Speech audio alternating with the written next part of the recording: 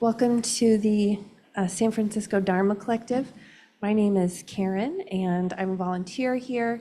You are at the Wednesday night Well of Being, and tonight we have a guest teacher, and his name is Dan Zigmond. He is a writer, technologist, and Zen teacher. He was ordained as a Soto Zen Buddhist priest in 1998. Is that right? Okay, good. And received Dharma transmission in 2020. And a friend of Eve's, apparently. Yes, so thank you so much for being with us. I do see a lot of new faces, and if this is your first time here, the bathrooms are down the hall and on the right. There's also tea cups and hot water and tea back there. If you'd like, the cushions and blankets are over there, as well as in the library there. And I think that's it. Okay, all right, thank you so much. Thank you.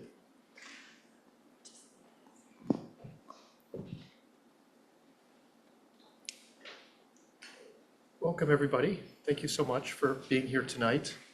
So as Karen said, I'm substituting for the usual Wednesday night teacher, Eve Ekman, who's an old friend of mine. And I think she's been leading this group on Wednesday nights more or less forever. But this week she's off in Costa Rica or some other wonderful place and invited me to come and join all of you. I understand that she's been reading with some of you this book, No Time to Lose, which is a commentary on an old Indian text by Shantideva. And so I'm going to talk a little bit about that after we spend some time meditating together. The original text is called the Bodhicharya Vatara, which is usually translated as the Bodhisattva way of life.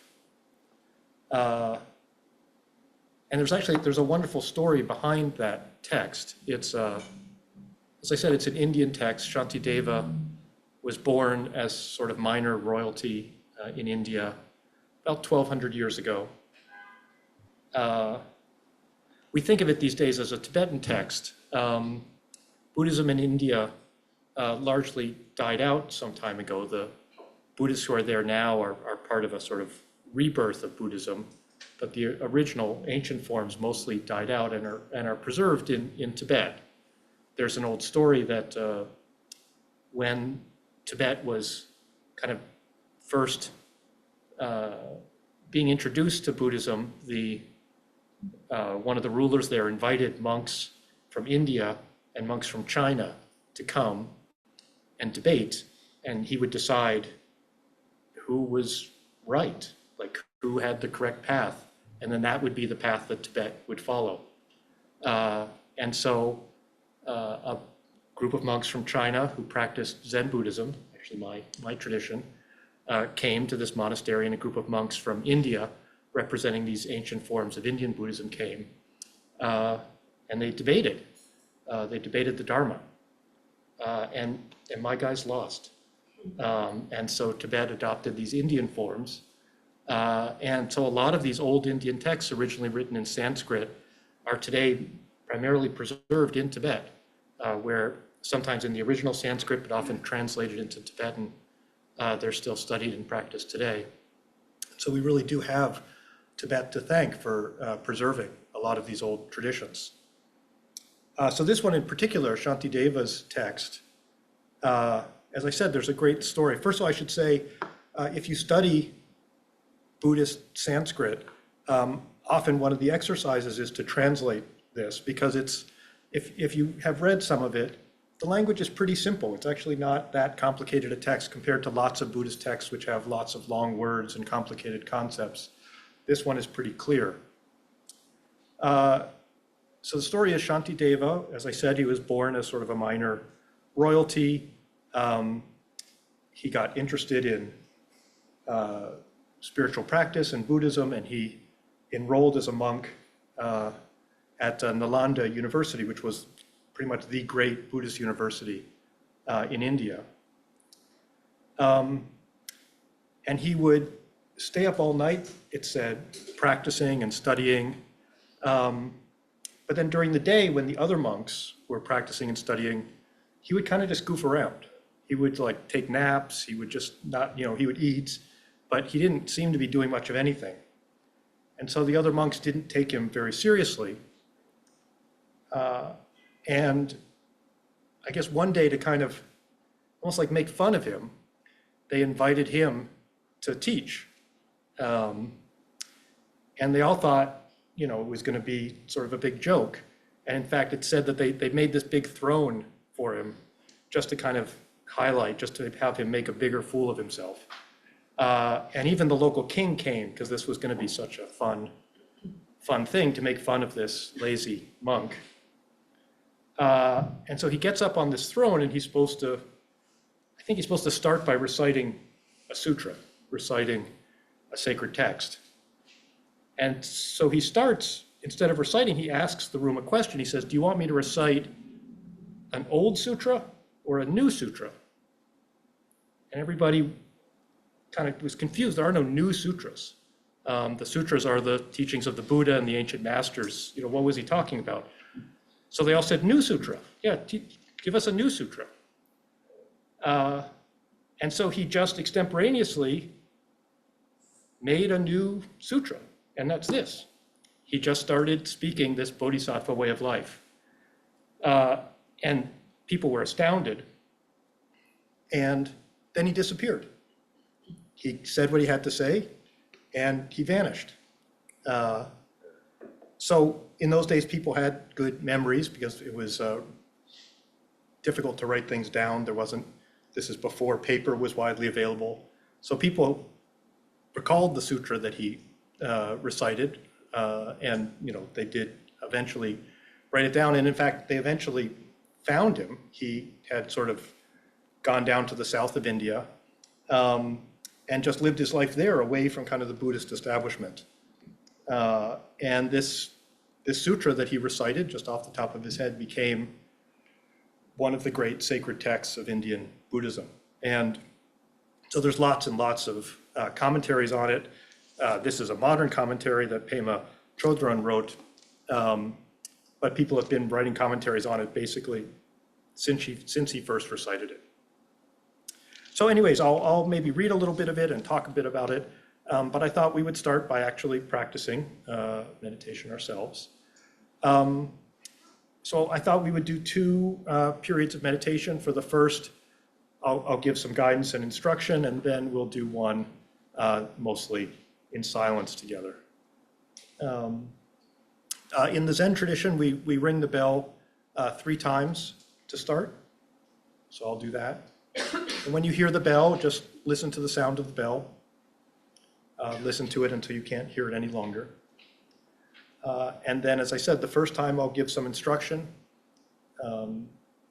After our first sitting together, and we'll do, 15, maybe 20 minutes or so, I'll ring the bell twice to end that first session. Then you can, shift around, take a sip of water, adjust your posture if you'd like. And then I'll ring the bell 3 times again, and we'll sit together in silence. Are there any questions before we get started? As Karen said, there is a bathroom down there. If you need to use it, you're welcome to. Ideally, you use it during the break between our 2 meditations, but if you need to get up during the meditation, that's fine. We try to sit as still as we can, but please don't hurt yourself. If you're feeling too much discomfort, then by all means adjust your posture. Yeah, please. Should we be silent between the 2 meditations? Yes. If you have some burning question or issue, you're welcome to say, but we'll just have a very short break, and then we'll sit again. And then I'll talk a bit and take questions, and we can just have a more open discussion. There are cushions there, so you can use a cushion and sit on the floor. You can use a cushion on your chair. If you are sitting on a chair and your feet don't touch the ground, it's often helpful to use a cushion or a blanket so that you can get a nice firm support. Try to find an upright posture with your back straight as you can. Use this cushion on the chair.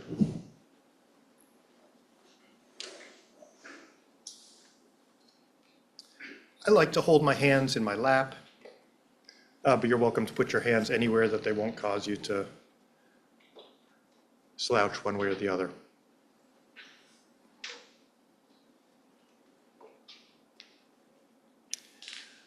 It's a little bright in here, so it's often helpful to close your eyes, but if you prefer to keep your eyes open, I suggest just casting your gaze down just a little bit in front of you. Your eyes will naturally close about halfway.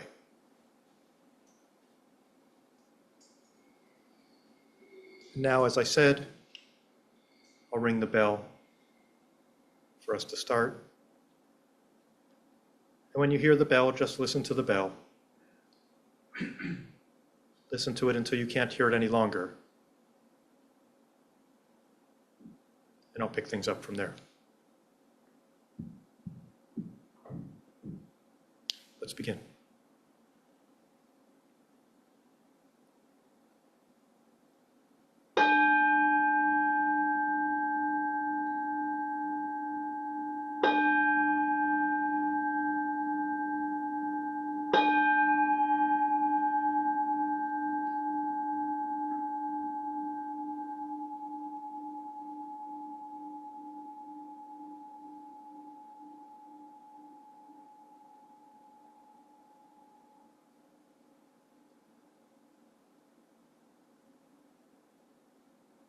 Now bring your full attention to your breathing. You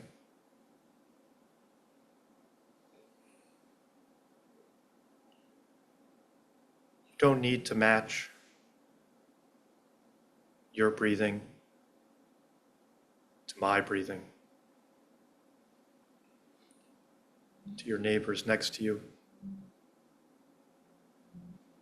or to any fixed idea of how you think breathing should be.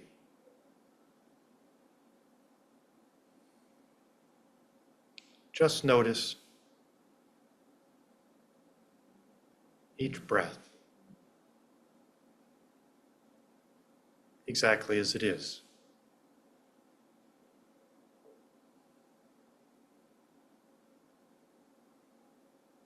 Giving your full attention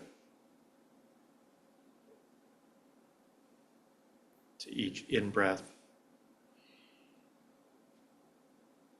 and each out-breath.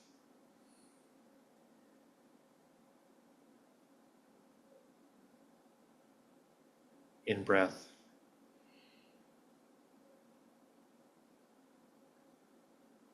out-breath.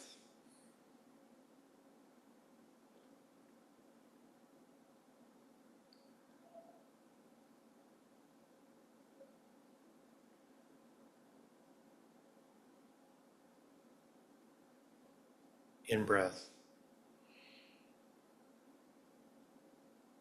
out-breath.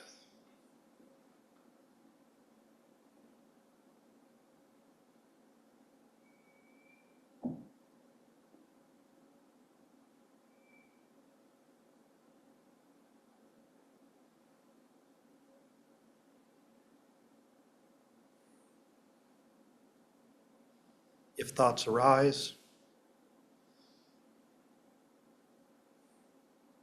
let them arise.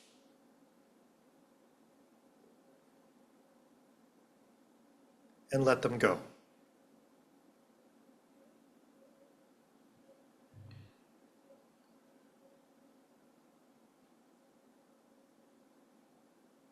Notice the thoughts without grasping them.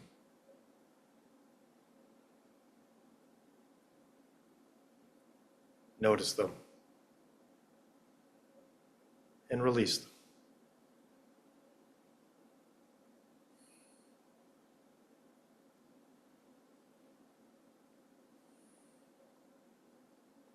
Don't beat yourself up for getting distracted. Just allow each thought to be a reminder to bring your attention back to the next in-breath and the next out-breath.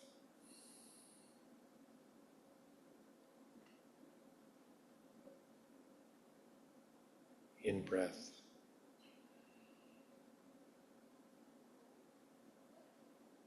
Out-breath.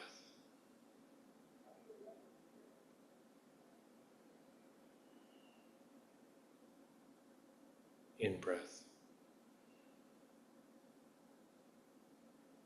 out-breath.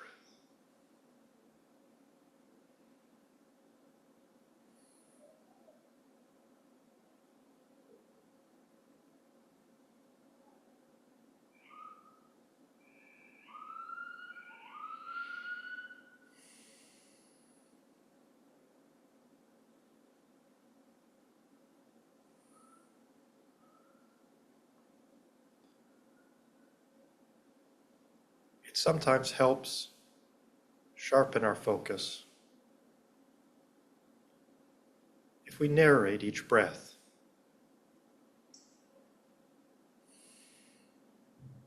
So with each in-breath, you can say to yourself, I am breathing in, and with each out-breath, say to yourself, I am breathing out.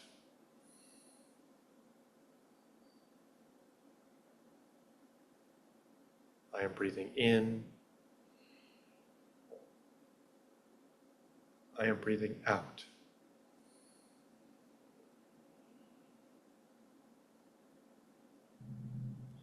I am breathing in.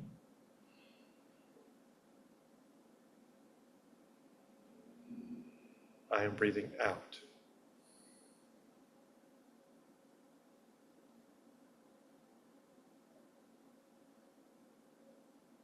Breathing in.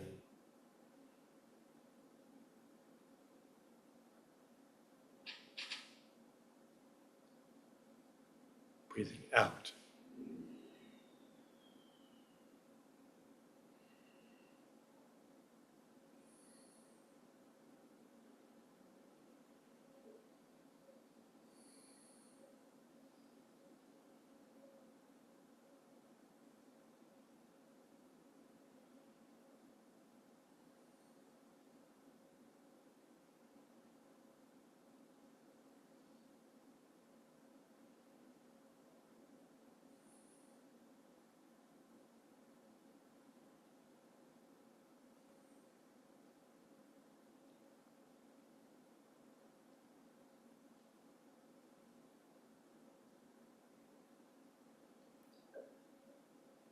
Try to notice the unique qualities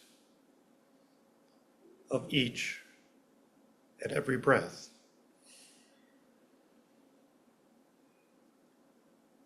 Notice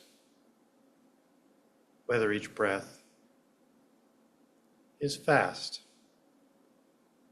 or slow.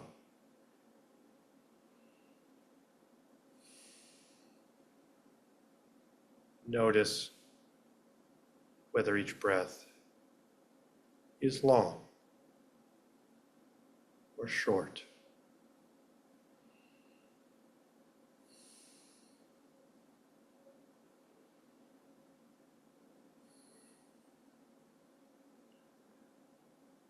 Notice these qualities without evaluating them, without judging them, without judging yourself.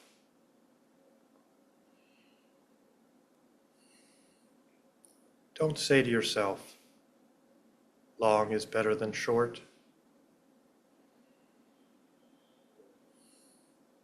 Don't say to yourself, fast is worse than slow.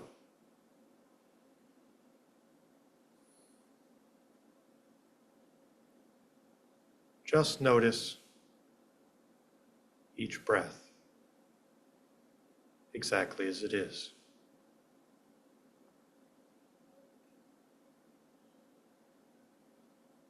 Giving your full attention to each in-breath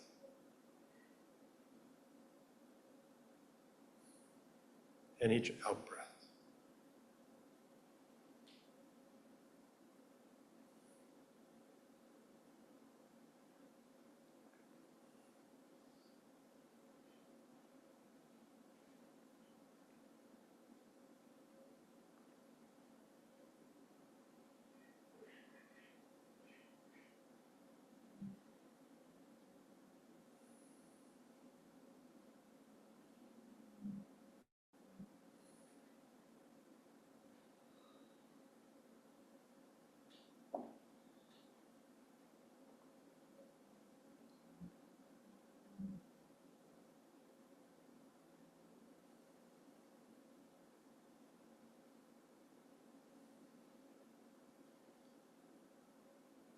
whatever arises,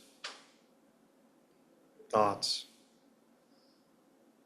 feelings, emotions, memories. Let it arise. Push nothing away.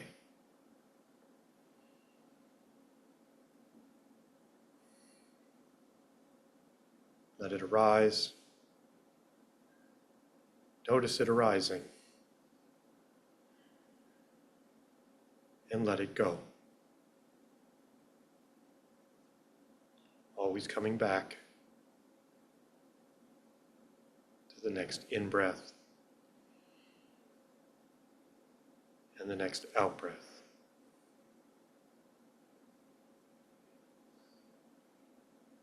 In-breath, out-breath.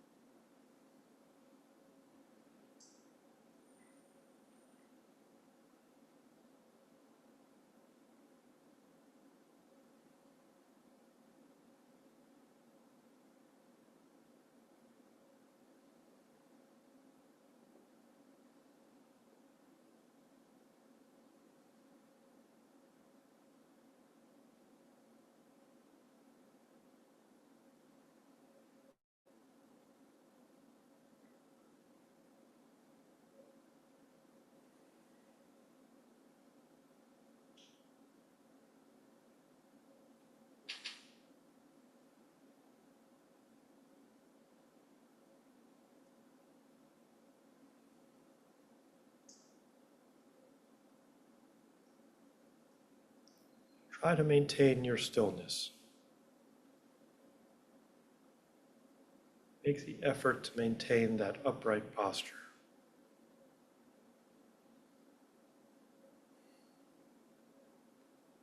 Notice the physical sensation of sitting upright,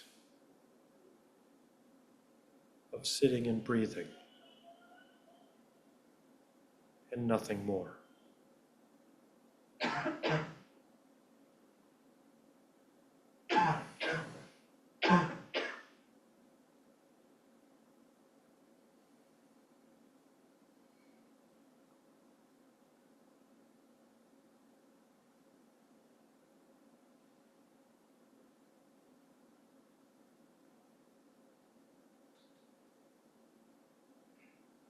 Just keep coming back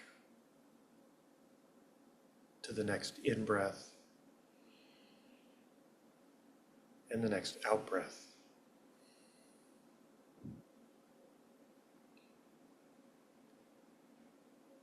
In-breath,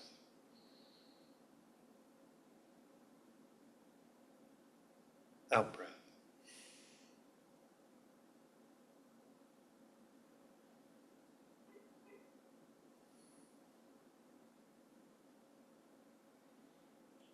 In-breath, out-breath.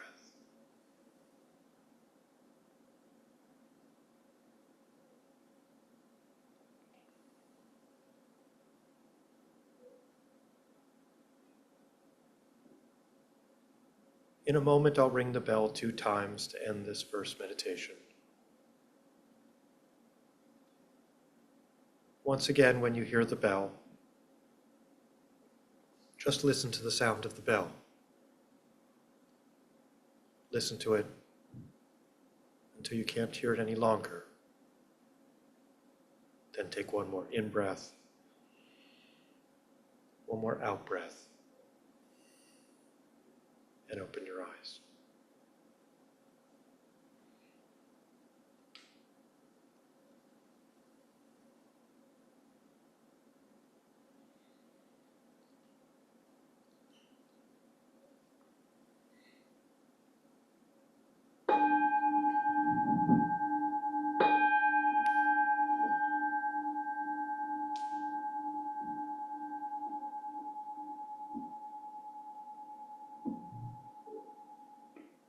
One more in-breath,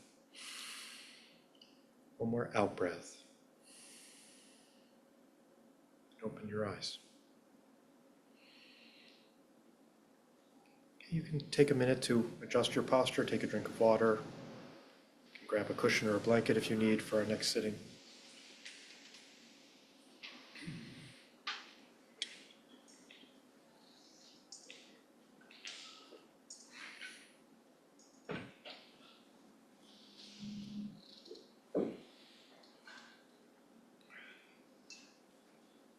We'll just take about 2 minutes and then we'll sit again.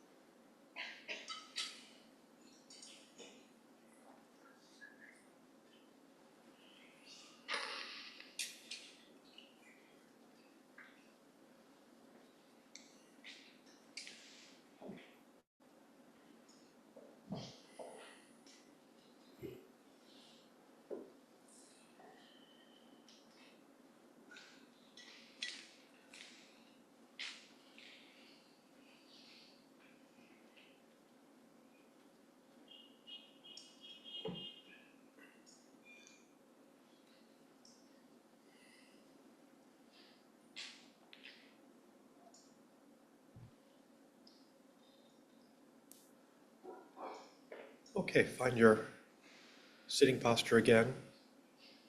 If possible, upright, your back straight, your shoulders back. We'll do this period of meditation mostly in silence, but you can follow the same instructions I gave before or follow whatever sitting practice is comfortable for you. Once again, I'll ring the bell 3 times for us to start. We'll begin by listening to the bell, listening it until you can't hear it any longer, and then bring your attention to your breathing and continue from there. Let's begin.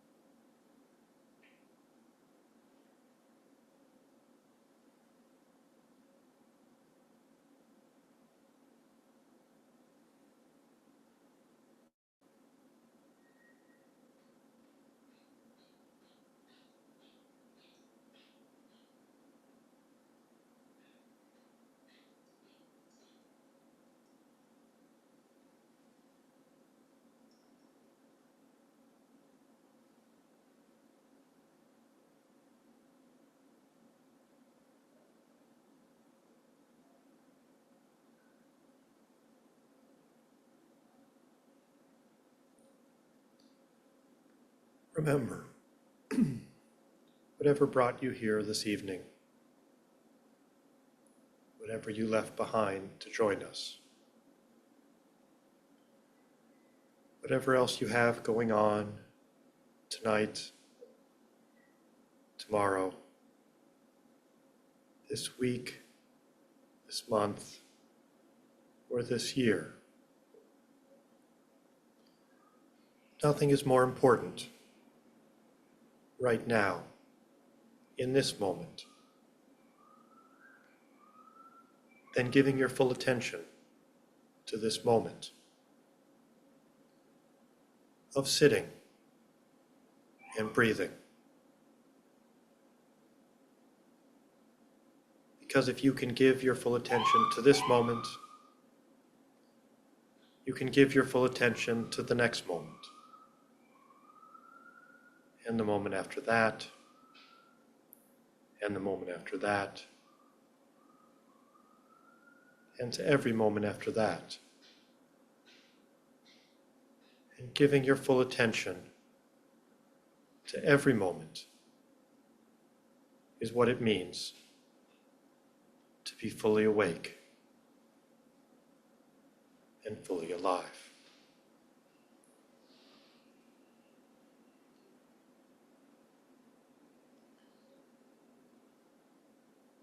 When you hear me ring the bell one time to end our meditation, again, listen to the bell. Listen to it until you can't hear it any longer. Then take one more in-breath, one more out-breath, and open your eyes.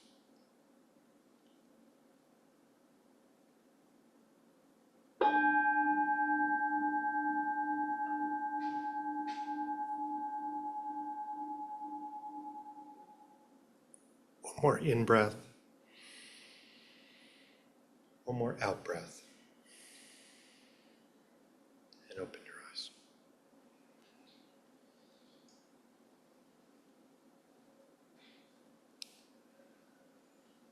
Oh, thank you so much. That was some lovely, still sitting. How did that feel to all of you?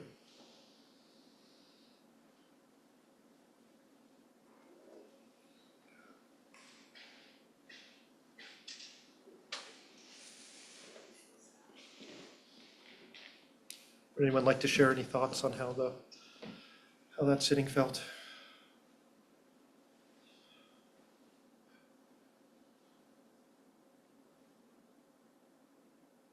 Okay.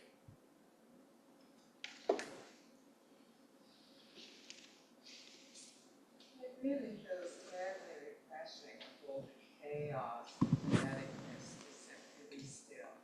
Although I have a people online. I see. I think I can be heard. I was saying it feels very refreshing amidst all the chaos and frenetic energy and bizarre news, to sit still and to sit still with Sangha and to be present. Thank you. Thank you, I agree.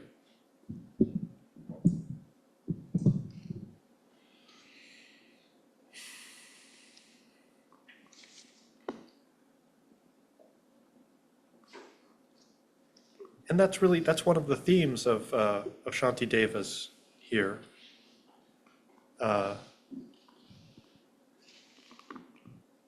Eve tells me that you've gotten to chapter 8, I think it is, which in the original is the chapter on meditation. Pema Chodron titles her commentary, Heartbreak with Samsara.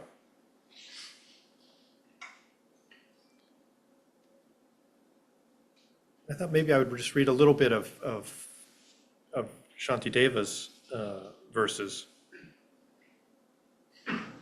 which really are on that same topic. So this is his first verse.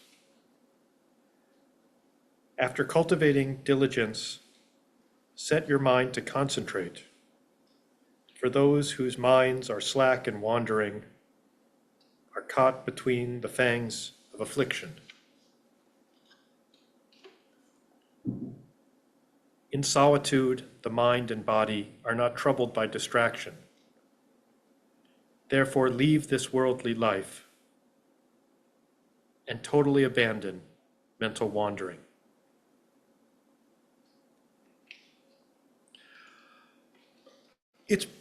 It's pretty clear, I think, in the original text that he's really encouraging us to at least take some time of solitude. And 1,200 years ago, that maybe was easier than it is now.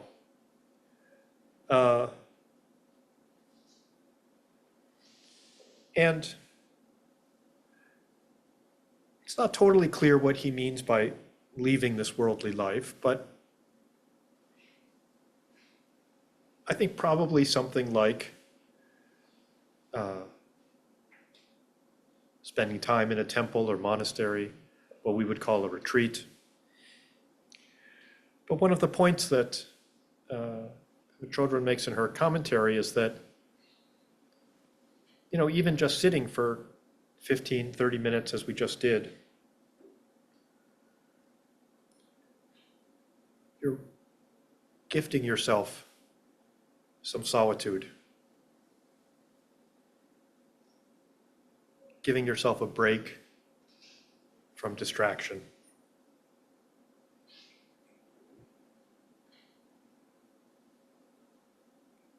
Giving yourself a break from what he calls mental wandering. And it really is a wonderful gift.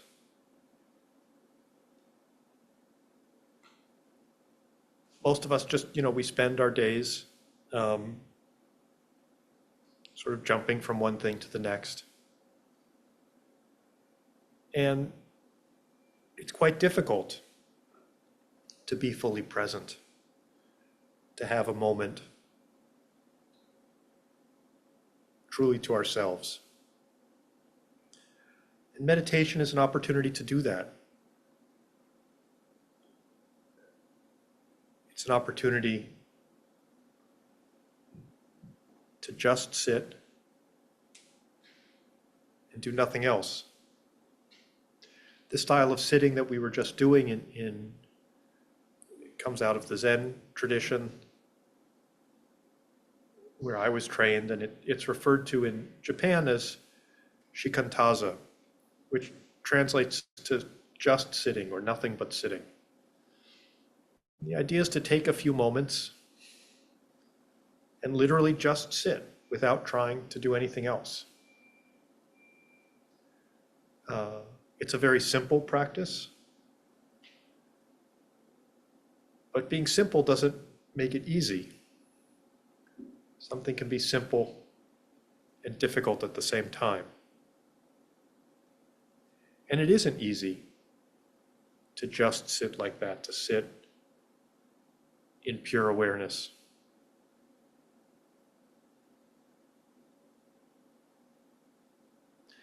But I think that just makes it more precious. I'll just read a few other verses that spoke to me here. Beings, brief, ephemeral, who fiercely cling to what is also passing, will catch no glimpse of happiness for many thousands of their future lives. We spend so much of our life chasing after things, craving for things. And he's telling us that it's perhaps inevitable, but it doesn't really bring us joy. It doesn't really bring us peace.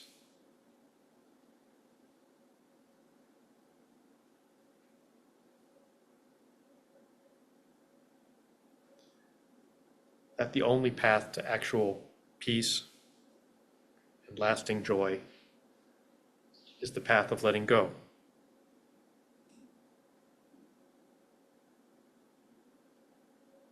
If I long and crave for other beings, a veil is cast upon the perfect truth. Wholesome disillusion melts away, and finally there comes the sting of pain. That as long as we're looking for our joy elsewhere, our happiness elsewhere,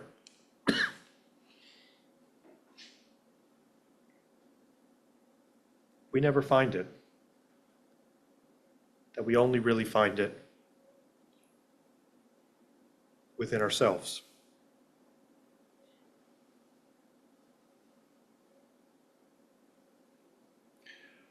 Only ruin can result from links like these between yourself and others, for they will bring no benefit to you, and you in turn can bring them nothing good.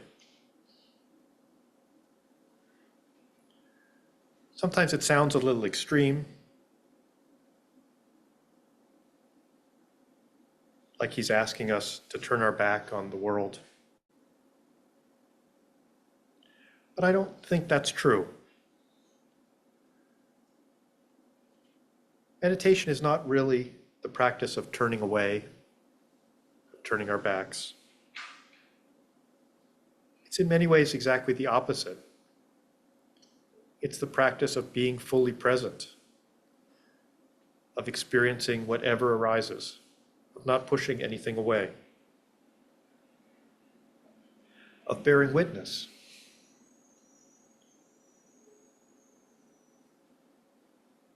To the world as it actually is.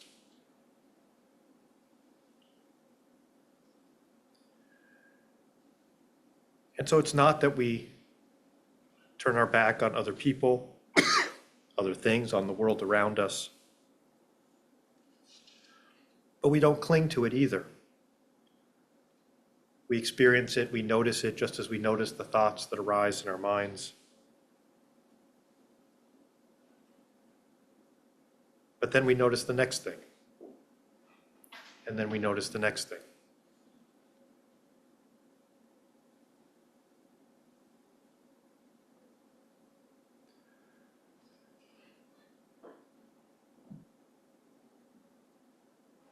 Shantideva goes in some detail about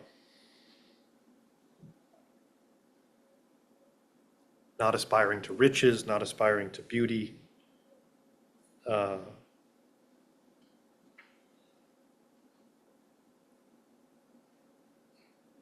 and sometimes he seems almost to veer into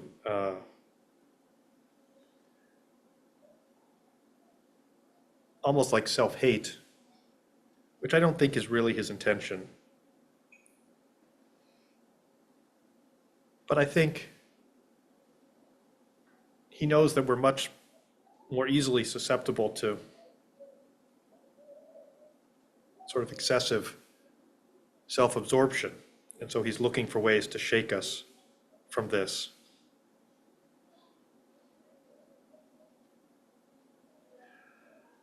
And he knows how intoxicating the sort of outer world can be. And so he's trying to, again, sort of shake us into turning our attention inward and stop chasing those outward experiences.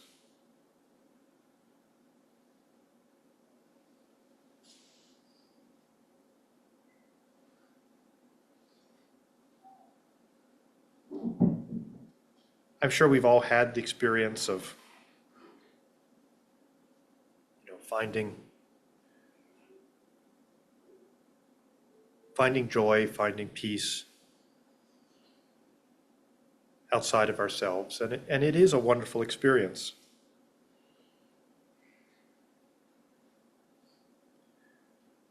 But his observation is that it doesn't last. And so although there's nothing wrong with having those wonderful, positive experiences, if that's all we seek, if that's sort of what we pin our whole life on, We'll always be chasing, we'll always be disappointed. Instead, we should appreciate those moments when they arise, but not depend on them. Just treat them as another thought, another feeling. And be open to the thoughts and feelings that come next.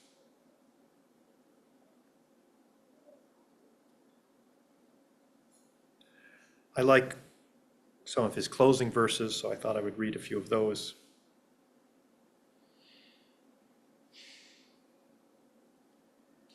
In pleasant dwellings formed of massive stone and cooled by sandalwood trees beneath the moon, in woodlands wafted by the gentle breeze, our minds intent on bringing good to others. In caves beneath the trees, the houses left abandoned, may we linger long as we might wish. Relinquishing the pain of guarding our possessions, let us live in freedom, unconfined by cares. To have such liberty unmarred by craving and loosed from every bond and tie, a life of such contentment and such bliss, the gods like Indra would be pleased to press to find. Reflecting in such ways as these upon the excellence of solitude, pacify completely all discursiveness and cultivate the mind of bodhicitta, of wisdom.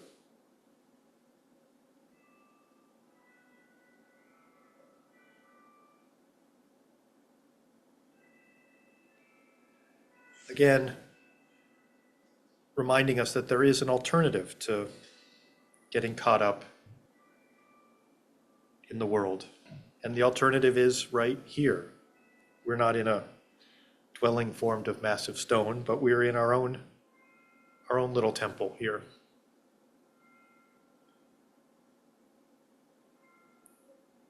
Taking a moment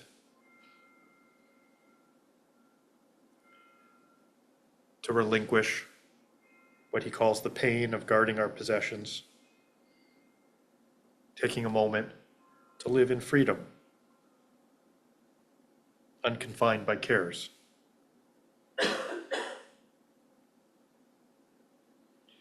And hopefully finding a moment of contentment and bliss that would make even the gods jealous.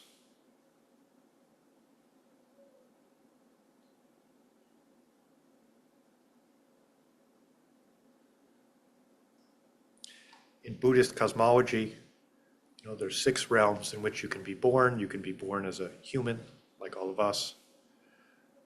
Below that, you can be born as an animal. Below that, as a hungry ghost. Below that, into the Buddhist hell. And then there's also 2 realms above humans. There's these demigods, celestial beings, and then there's the gods. But even though it's presumably very pleasant to be reborn as a celestial being, to be reborn as a god, there's something special about being reborn right here as a human. Because in the Buddhist tradition, it's only humans that can learn to practice meditation. So that true bliss of meditation is something uniquely available to us.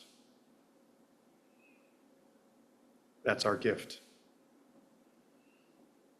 I appreciate you all practicing it with me tonight. I don't like to do all the talking, so I thought maybe I'd open it up again and see if anyone would like to share any thoughts that have arisen, either through our meditation, through anything I said, or just anything that's on your mind. There's a microphone here, which I think is helpful for the people that have connected with us on Zoom.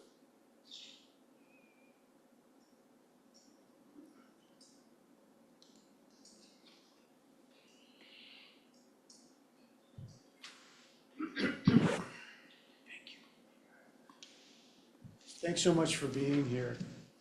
It was really nice to just sit. My early training was in the Zen tradition, and it was, many years of just sitting and no guidance during the meditation. There would be Dharma talks when we would go for Sechen and those sorts of retreats. But during the actual meditation, it was just, wall gazing. Yeah. And so that was very nice. And, maybe 15 years ago, I started getting interested in the Theravada tradition and ran into a whole bunch of stuff going on here in San Francisco in various traditions. There's lots of guided meditations, and that was something new to me. And I found both very helpful, but it really comes down to what Shanti Deva was talking about and what you were talking about this evening, for me, that if I'm able to allow my suffering and my joy to arise and pass away on their own without grasping, without pushing away, that decreases my suffering and promotes contentment. And contentment is fleeting as well, but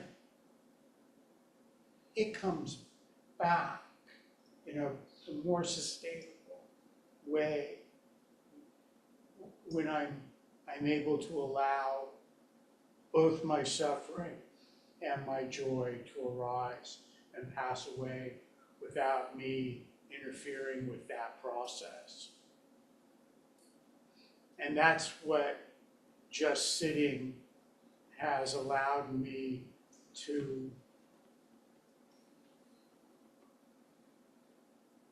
I almost want to say learn to do, but it's not. It allowed me to be exposed to the idea that was possible, and to experience that in meditation, and then carrying that off the cushion into my non-contemplative moments.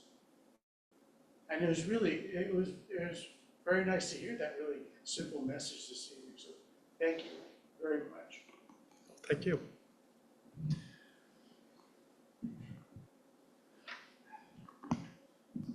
Hey Dan, I was thinking about those monks who couldn't control their ego and wanted to humiliate Davis. If they couldn't control their ego, how could we? They're monks, they've been trained. Yeah. Yeah, I mean, it's interesting.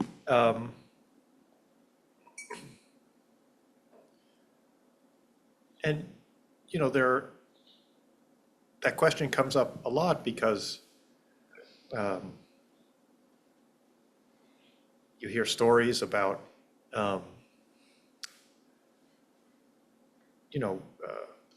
even Buddhist teachers who have been practicing for a long time, engaging in misconduct. One of my favorite examples is Steve Jobs, who actually had the same Zen master as me, knew him actually much longer than I did. And I didn't know Steve Jobs, but I worked at Apple with people who knew him, and he was kind of a jerk. So what happened to all that meditation? It didn't. How could you meditate that long and still be kind of mean? So it's not clear. I mean, I think, we would like to believe that through meditation, through our practice, that, you know, we do cultivate this wisdom and we cultivate compassion. And my sense is it does work for many people. But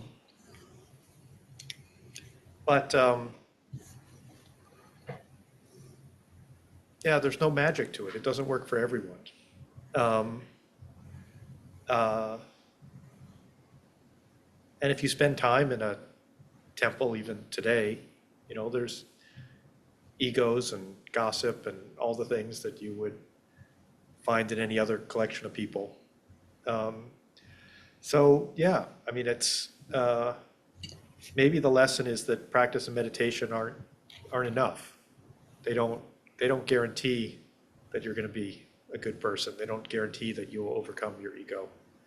I think it might help, but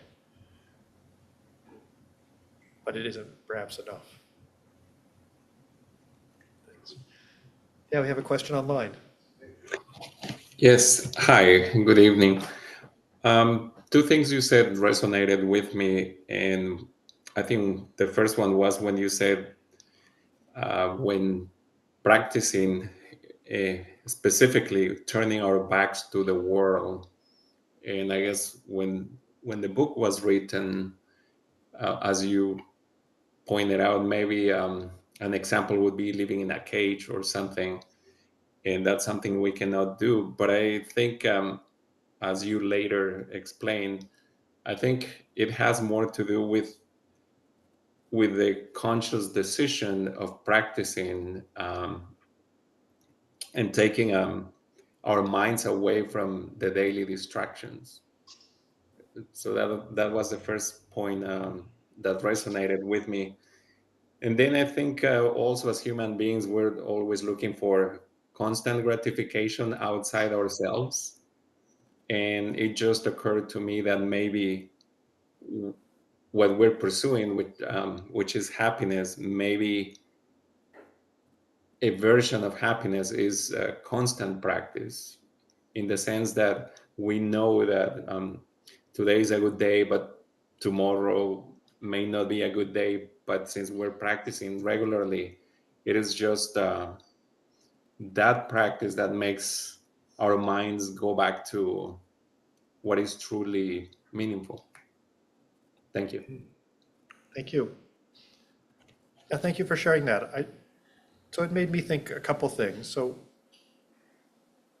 one, just, I mean, this is a very small point, but these ancient forms of practice, like going off and living in a cave, I mean, they are absolutely still available if that's what people want to do. There are monasteries and temples, and there's caves, and there are still people who practice that way.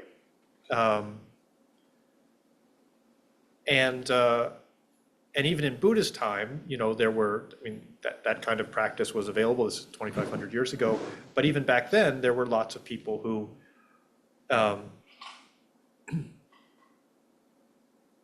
didn't want to practice that way, who wanted to do what all of us are doing, which is to practice in the world, what Buddha referred to as householders, who still wanted to practice.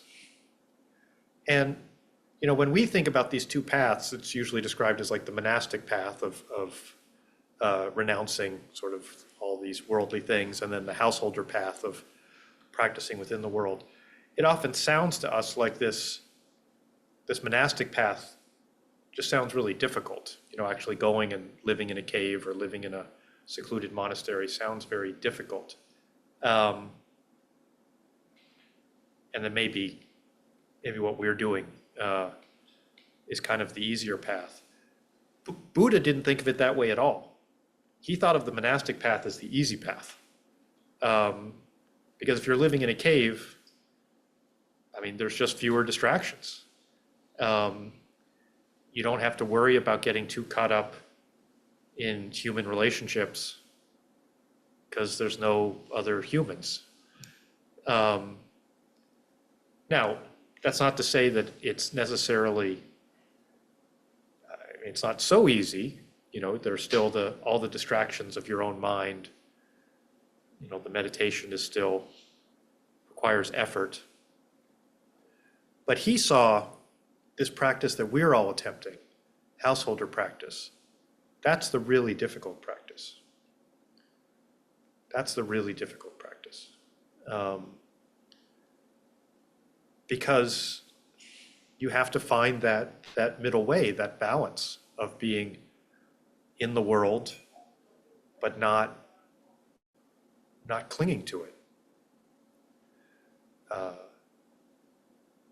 You know, I've lived a householder life other than, you know, for a few weeks here and there on retreat.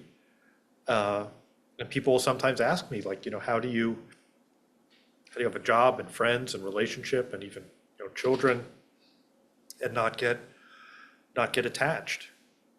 And the answer, you know, I think you can't. That's what makes practice, the practice that all of you are doing, so difficult, is that a certain amount of attachment, I think, is just inevitable. And trying to keep a sense of balance, trying to find these moments of solitude, moments of stillness within that web of relationships that we're all in, that's really challenging. So meditation, that's our path to finding that balance. But it's not easy. This path that all of you are on, this is the difficult path. But I think an important one and a rewarding one.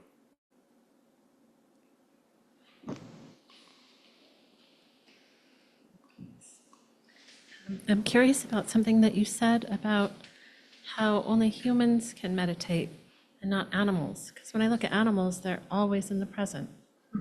So I've kind of thought of meditation or being present as shutting off my human part.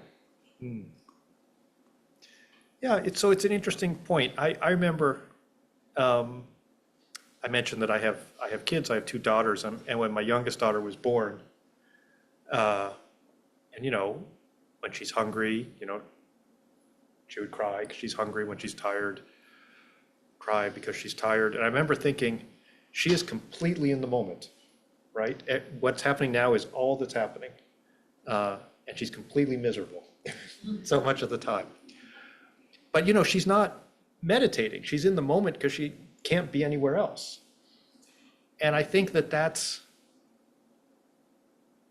at least in the Buddhist tradition, that's the understanding of animals, that yes, they are in the moment because they have sort of nowhere else to be. So it isn't really meditating.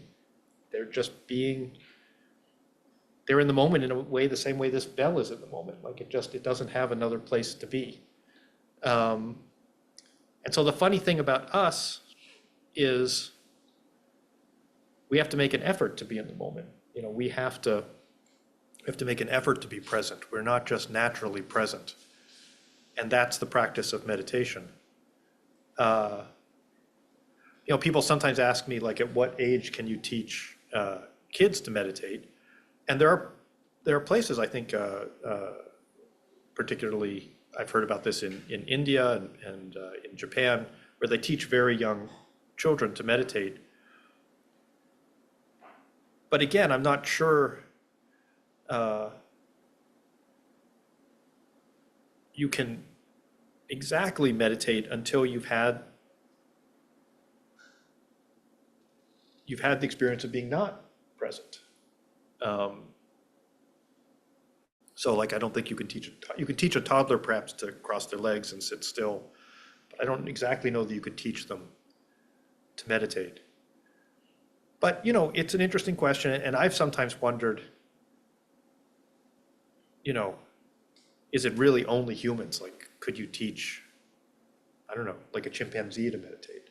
You know, because they've taught other animals language, and in a sense, using language requires a certain distance from the present moment to be sort of talking about things that aren't literally happening right now. So I don't know. But the Buddhist understanding was that it's a uniquely human ability. And that, again, not that animals are necessarily deluded, but that they don't have that same capacity. Yeah, please. Hi, thank you for your offerings this evening. As the two of you were just discussing what you were just discussing, I've just been thinking of the arc of life. You know, babies who don't yet have the ability to talk, or, you know, toddlers who, you know, are told in nursery school, you know, it's sleep time. And then you skip over all the middle parts and you get to the ending of our existence in life. That's a very meditative and contemplative time. It's the middle part that is the distraction. And I think that, I mean, we can call it meditation. I think kids naturally have that aspect. They can stare at a flower for hours. And, you know, at the ending of our lives, you are grateful just for the breath. And so, you know, when we think of people that are in caves or monks that have been practicing or trained in certain traditions, I think meditation is an anchor, it's a tool, but you're still going to be human no matter what. The monk in the cave still itches, still is hungry, still coughs, still blinks. And so I think it's just something interesting in my mind to think about. It's an anchor, and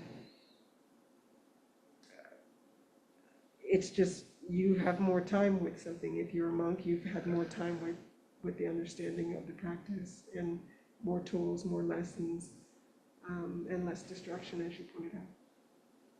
Thank you.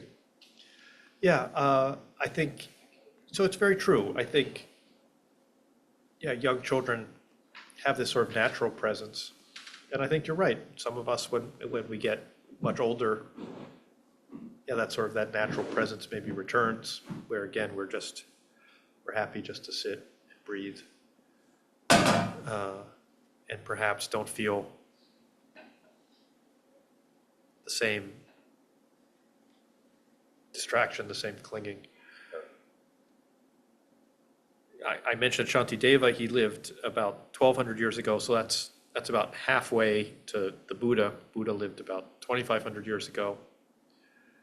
And so, you know, writing was not so common in Shantideva's time, but in Buddha's time, I mean, that's literally before paper. So paper hadn't been invented yet. There was some written language, but it was carved. So he lived, before paper, of course, before all devices, before traffic, noise.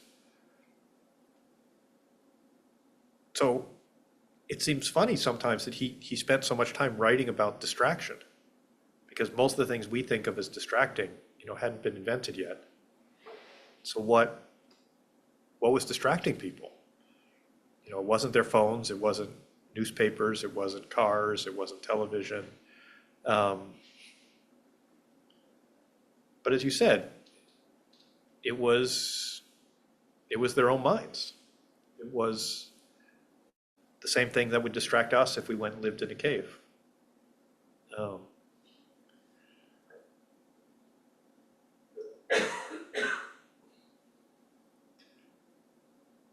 So as complicated as our lives are, you can only get so far by trying to simplify them. The basic challenge of our existence and of being present, is not something we can escape. It's something we have to just address through our practice.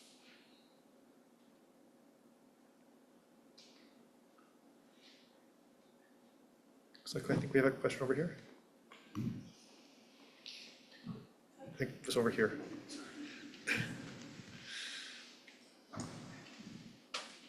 I'm just curious what drew you to Zen as opposed to the other types of meditation.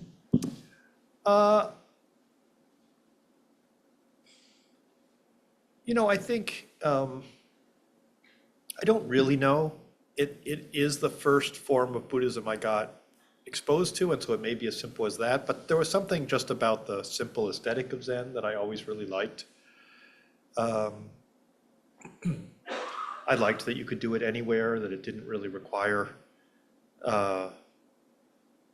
any kind of special equipment or even really any kind of special teachings, that there was this very straightforward practice and you could really do that at any time and in any place. Someone gave me a book on Zen when I was in college, this is a long time ago, and I just immediately, took a pillow and made a cushion and sat in the corner of my dorm, and I liked that I could just do that. I could do the practice there. I liked the simplicity of it. And afterwards, I've tried lots of other practices. I lived in Thailand for a little while. I made a pilgrimage to Tibet. And I really like, going to Tibetan temples and Theravadan temples. But something about the simplicity of Zen always just felt like home to me. So yeah, I think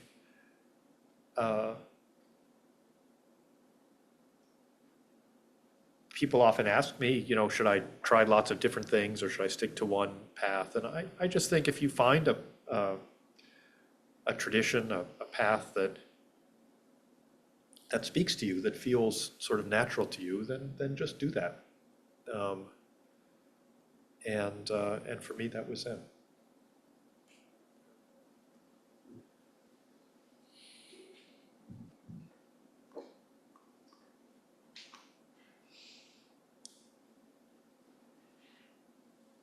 I think we're almost at the end of our time. I think there's usually some announcements or things that are made before we wrap up.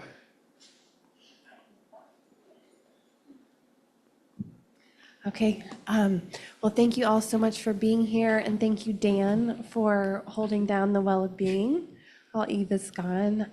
It was so nice to have you here.